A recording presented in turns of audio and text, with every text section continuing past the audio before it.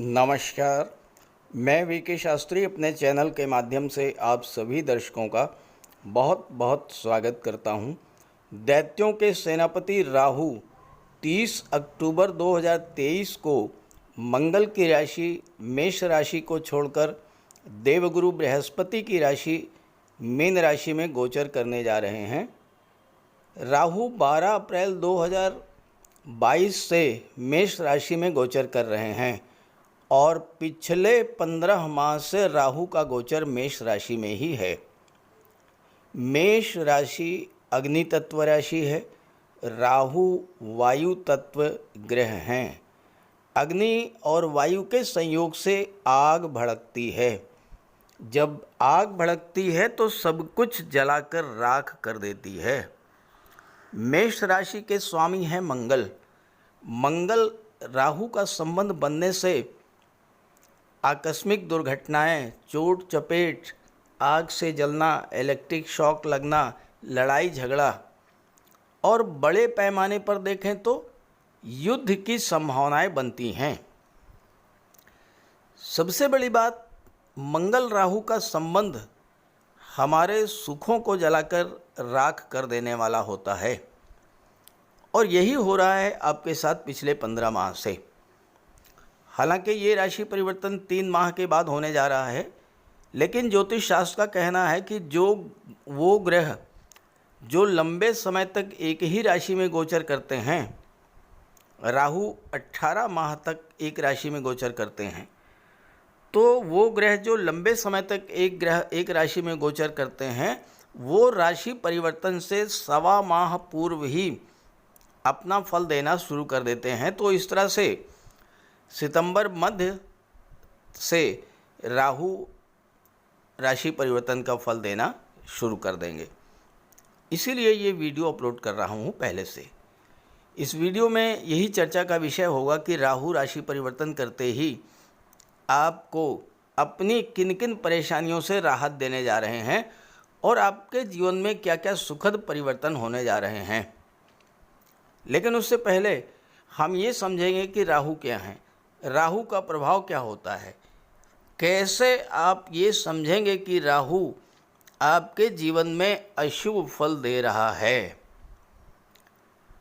तो तुला राशि के जातकों पर राहु के राशि परिवर्तन का क्या प्रभाव पड़ेगा, इसी का विश्लेषण करेंगे इस वीडियो में। ये विश्लेषण आपकी चंद्र राशि के आधार पर किया जा रहा है और वीडियो के अंत में मैं आपको राहु के उपाय भी बताऊंगा। राहु को ज्योतिष शास्त्र में दैत्यों के सेनापति की संज्ञा दी गई है और हमारे जीवन की 60 to 70% समस्याओं का कारण राहु ही होते हैं। लेकिन आज के समय में राहु ही हमें वो सब कुछ दे सकते हैं जो हम पाना चाहते हैं, क्योंकि कलयुग के किंग हैं राहु। राहु एक ऐसा ग्रह है जो अचानक से विपरीत दिशा से एक्टिवेट होकर कार्य करने लगता है। आपका कोई काम काफ़ी दिनों से नहीं हो पा रहा था, अचानक से राहु की अंतर्दशा या प्रत्यंतर दशा शुरू हुई, आपका वो काम एकदम से पूरा हो गया। राहु के भीतर अतीन्द्रिय शक्ति है और उसमें हर तरह के षड्यंत्र को समझने की क्षमता है, उससे निपटने की भी क्षमता है राहु में। राहु विदेश के भी कारक हैं और इसलिए जिनकी कुंडली में राहु अच्छा होता है वो विदेश जाते हैं, विदेश में बहुत अच्छा धन अर्जित करते हैं। आज की डेट में राहु, केतु, शनि और मंगल जिन्हें पाप ग्रह की संज्ञा दी गई है, वही हमें जीवन में ऊपर उठाते हैं, धन वैभव देते हैं, मान सम्मान देते हैं और हर तरह का सुख भी देते हैं। इसलिए जब भी मनुष्य के जीवन में राहु की महादशा या अंतर्दशा शुरू हो, उस समय व्यक्ति को विशेष सावधानी बरतनी चाहिए। राहु का निरंतर उपाय करते रहना चाहिए ताकि राहु के शुभ फल प्राप्त हो सके। लेकिन यही राहु अगर कुंडली में अशुभ हुए तो तरह तरह के कष्ट देते हैं, बनते बनते काम बिगड़ जाते हैं। तो कैसे पहचाने कि कुंडली में राहु हमें अशुभ फल प्रदान कर रहे हैं? क्योंकि हर व्यक्ति तो ज्योतिष का ज्ञाता होता नहीं है, तो कैसे पता लगेगा कि राहु हमारी कुंडली में हमें अशुभ फल दे रहे हैं? देखिए, कुछ लक्षण मैं आपको बता रहा हूं। अगर राहु खराब हो तो सबसे पहले तो हमारी मानसिकता को खराब कर देते हैं। मन में लगातार नेगेटिव फीलिंग्स आती हैं, एक अनजाना सा भय हमेशा बना रहता है। राहु हमारी सोच को नेगेटिव कर देते हैं, हमें ये लगता है कि हम जीवन में कुछ कर ही नहीं सकते। मन में भ्रम की स्थिति पैदा होती है और हम रस्सी को भी सांप समझकर उससे डरते रहते हैं। अगर आपके साथ लगातार चीटिंग हो रही हो, लगातार धोखा मिल रहा हो, सरकार से जुड़े कार्यों में लगातार असफलता मिल रही हो, किसी भी काम में मन ना लग रहा हो, अचानक से अशुभ घटनाएं आपके जीवन में घटित होने लगें, तो आप ये समझ जाइए कि राहु आपके जीवन में खराब फल दे रहे हैं और तुरंत राहु का उपाय कीजिए। इसके अलावा राहु खराब हो तो घर में कबाड़ जमा होने लगता है, खास करके इलेक्ट्रिक आइटम्स का कबाड़। राहु पारिवारिक जीवन को खराब कर देते हैं, पति पत्नी के संबंध खराब कर देते हैं, आपस में भ्रम और गलतफहमी की स्थिति भी बना देते हैं। राहु शुभ कब होता है, अब ये भी समझ लें। जब कुंडली में केंद्र के भाव या त्रिकोण के भाव में गोचर करें और अकेले गोचर करें। केंद्र के भाव 1, 4, 7, दशम भाव को विष्णु स्थान कहा जाता है, पंचम और नवम भाव को लक्ष्मी स्थान कहा जाता है। और अगर राहु इन भाव में अकेला ही गोचर करे तो राहु अपनी महादशा, अंतर्दशा या प्रत्यंतर दशा के दौरान अत्यंत शुभ फल प्रदान करेंगे और आपको रंक से राजा भी बना देंगे। लेकिन ध्यान दीजिएगा कि अगर राहु के साथ त्रिषडाय भाव के स्वामियों की युति बन जाए, यानी राहु के साथ तीसरे भाव, छठे भाव या 11वें भाव के स्वामी आकर के बैठ जाएं, तो ये जिस भाव में गोचर कर रहे हैं उस भाव के अशुभ फल आपको प्राप्त होंगे। लेकिन ध्यान दीजिएगा, कुंडली का दशम भाव इसका अपवाद है। दशम भाव में राहु हो और उनके साथ त्रिषडाय भाव के स्वामी भी बैठे हों, तब भी राहु शुभ फल ही देगा। तो इसी आधार पर विश्लेषण करेंगे कि अलग अलग राशि के जातकों को महाबली राहु क्या फल प्रदान करेंगे। तो ये है तुला राशि के जातकों की कुंडली। राहु का गोचर पिछले 15 माह से आपकी कुंडली के सप्तम भाव में है। अब सप्तम भाव होता है दाम्पत्य सुखों का, सप्तम भाव होता है विवाह का, सप्तम भाव आपके डेली इनकम को शो करता है, सप्तम भाव व्यापार को शो करता है और विशेष करके पार्टनरशिप में व्यापार को शो करता है सप्तम भाव।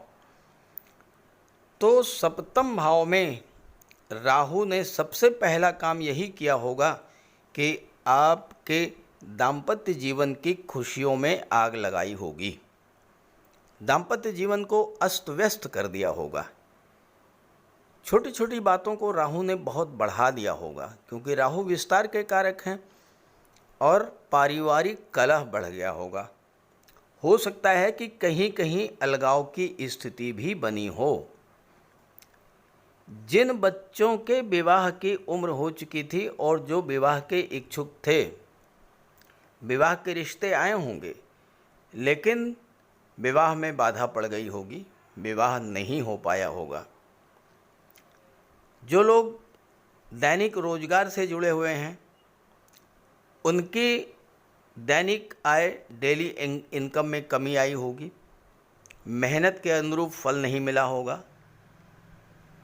और साथ ही साथ अगर आपने पार्टनरशिप में कोई व्यापार व्यवसाय शुरू किया था, वहाँ भी आपके साथ चीटिंग हुई होगी, धोखाधड़ी हुई होगी, कर्ज की स्थिति बनी होगी। और इसके अलावा हो सकता है कि किसी वजह से आपकी सोशल इमेज में भी कमी आई होगी।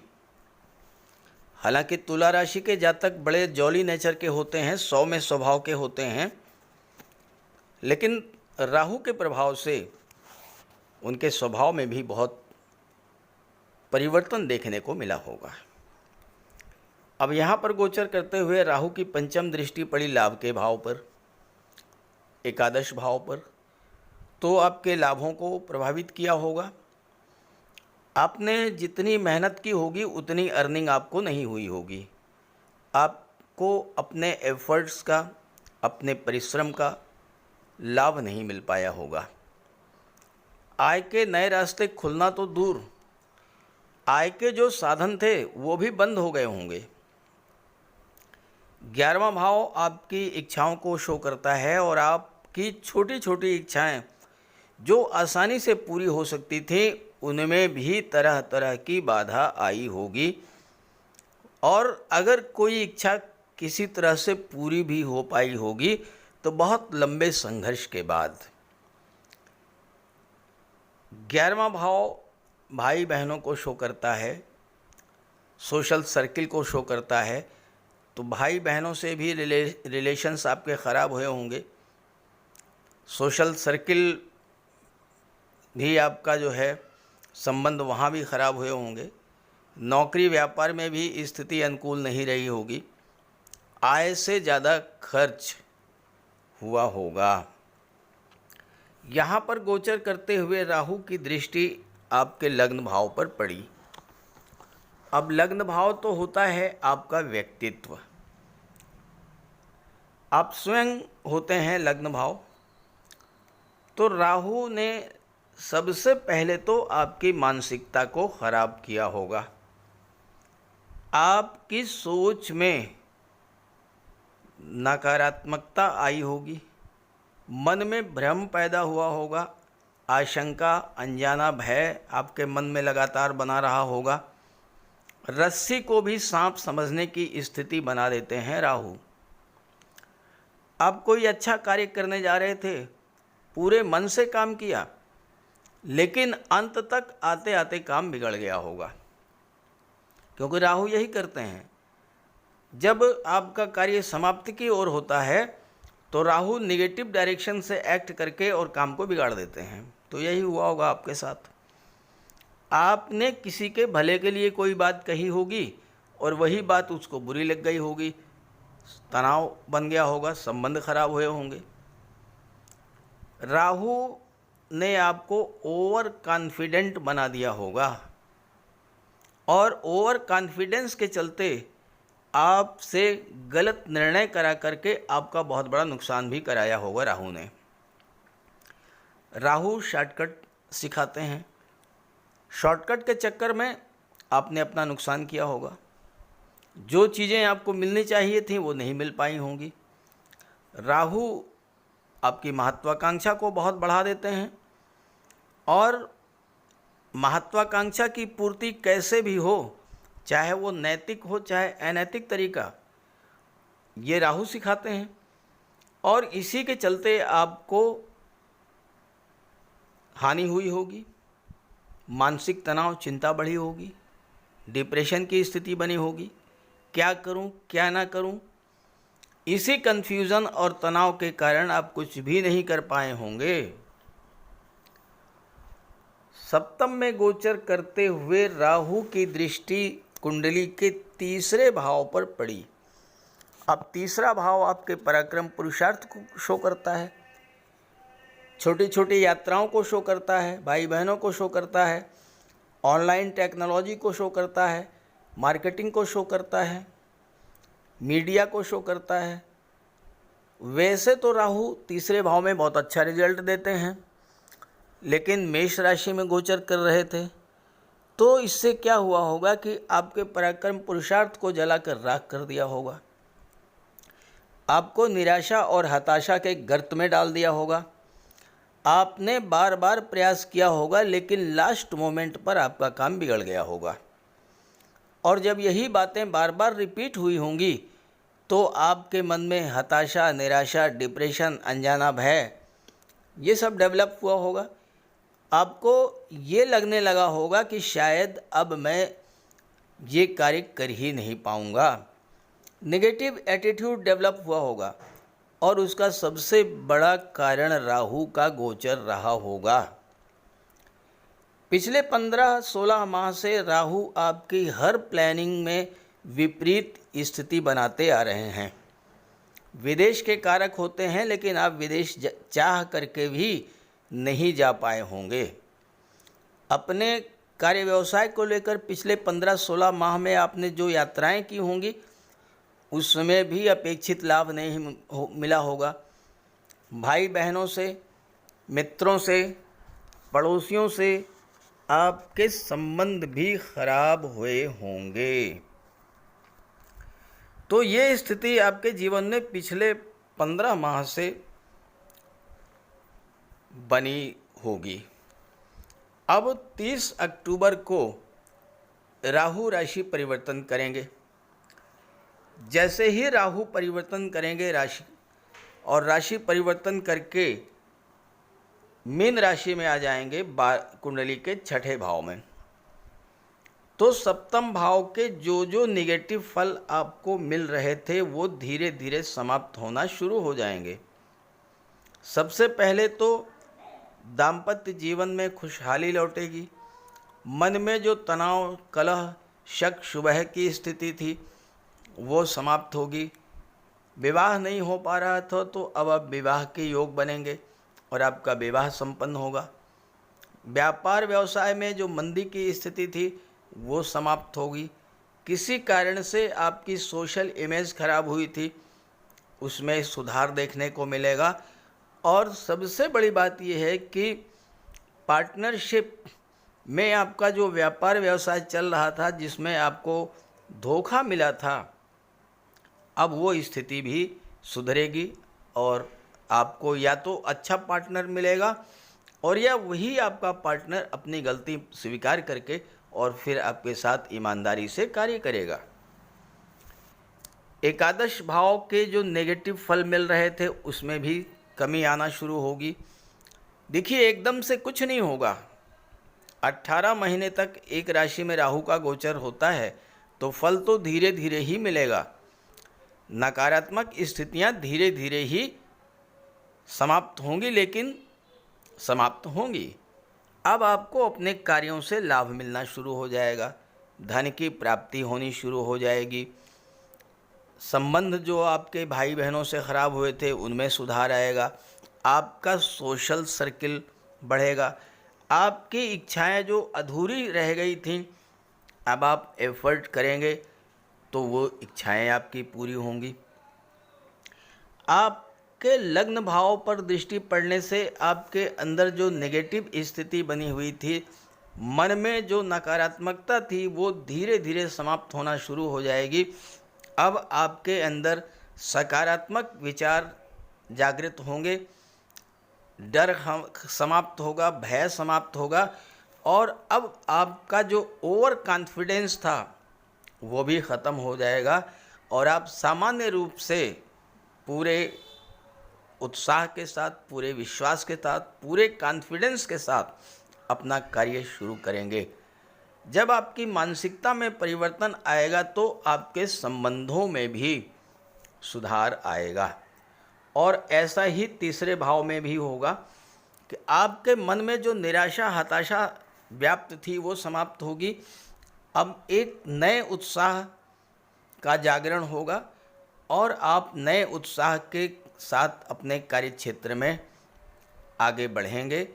टूर एंड ट्रेवल्स के क्षेत्र से, सोशल मीडिया के क्षेत्र से, मार्केटिंग के क्षेत्र से आपको धन की प्राप्ति होगी। सबसे बड़ा जो परिवर्तन होगा वो यही होगा कि आपकी आर्थिक स्थिति जो खराब हो चुकी थी उसमें अब सुधार देखने को मिलेगा। और उसका कारण क्या है ये भी समझें आप। उसका कारण ये है कि 30 अक्टूबर को जैसे ही राहु मीन राशि में गोचर करेंगे, सप्तम भाव में मेष राशि में देवगुरु बृहस्पति अकेले होंगे। और देवगुरु बृहस्पति जैसा शुभ ग्रह जब सप्तम में गोचर करेगा, एकादश पर, लग्न पर और तीसरे भाव पर दृष्टि डालेगा, तो आप जानते हैं कि गुरु की दृष्टि में अमृत होता है। जिस भाव पर गुरु की दृष्टि पड़ती है उस भाव को गंगा जल की तरह पवित्र कर देते हैं। उस भाव के सभी शुभ फल आपको मिलना शुरू हो जाते हैं। तो जैसे ही राहु गुरु से अलग होंगे, गुरु का शुभ फल आपको मिलना शुरू हो जाएगा। जीवन में जो जो नेगेटिविटी थी, जो जो नकारात्मक चीज़ें थीं, वो धीरे धीरे समाप्त होना शुरू हो जाएंगी। ये तो मैंने चर्चा की 30 अक्टूबर को राहु के राशि परिवर्तन करते ही क्या क्या सकारात्मक परिवर्तन आपके जीवन में आएंगे। हालांकि एकदम से कोई परिवर्तन नहीं होगा, समय लगेगा, लेकिन बदलाव होगा। अब राहु के मीन राशि में गोचर का क्या प्रभाव अगले 18 माह में होगा, इस पर इस वीडियो में चर्चा नहीं हो सकती है, क्योंकि वीडियो बहुत बड़ा हो जाएगा। अगर आप जानना चाहते हैं तो कमेंट कीजिएगा, इस बिंदु पर अगले वीडियो में विस्तार से चर्चा होगी। अब चर्चा करते हैं राहु के उपायों पर। राहु का कोई अशुभ प्रभाव आप पर न पड़े, इसलिए राहु का उपाय जरूर करें। राहु का सबसे बढ़िया उपाय है मोर पंख। देखिए, राहु को सर्प का स्वरूप माना गया है और मोर सर्प को खा जाता है। तो जहाँ पर मोर पंख रहता है वहाँ पर राहु का प्रवेश नहीं होता है। अपने घर के मेन डोर पर, बेडरूम में, ड्राइंग रूम में, स्टडी रूम में एक एक मोर पंख लगा दें। एक मोर पंख अपने तकिए के नीचे रखें। जहाँ पर आप कार्य करते हैं, ऑफिस में, वहाँ भी मोर पंख आप रखें। और अपने बैग में एक मोर पंख ज़रूर रखें और एक सुरमे की डिबिया, ये दो चीज़ें अपने बैग में हमेशा रखें। और एक छोटी सी चांदी की गोली अपनी जेब में रखें। इससे राहु और बुध दोनों का उपाय हो जाता है। काले कुत्ते को भोजन दें, काली गाय की सेवा करें। इससे राहु, केतु और शनि तीनों ही प्रसन्न होते हैं। कुष्ठ आश्रम में जाकर के या दिव्यांगों को भोजन का दान दें। और एक नारियल शनिवार के दिन अंधेरा होने पर अपने सिर के एंटी क्लॉकवाइज 7 बार घुमा करके नदी में बहा दें। दुर्गा माता का आशीर्वाद प्राप्त करें। दुर्गा चालीसा का पाठ करें। सोमवार के दिन शिवलिंग पर अभिषेक करें। सफ़ेद चंदन का टीका लगाएं और एक सफ़ेद चंदन का टुकड़ा अपने पास रखें। घर में कपूर की धूनी दें। ये छोटे छोटे से उपाय हैं। अगर आप इन उपायों को करते हैं तो निश्चित रूप से राहु के सभी शुभ फल आपको प्राप्त होंगे। तो उपाय ज़रूर कीजिएगा, लाभ मिलेगा। और जब लाभ हो तो कमेंट करके बताइएगा और ये वीडियो अपने साथियों को, अपने मित्रों को भी शेयर कर दीजिएगा। नमस्कार।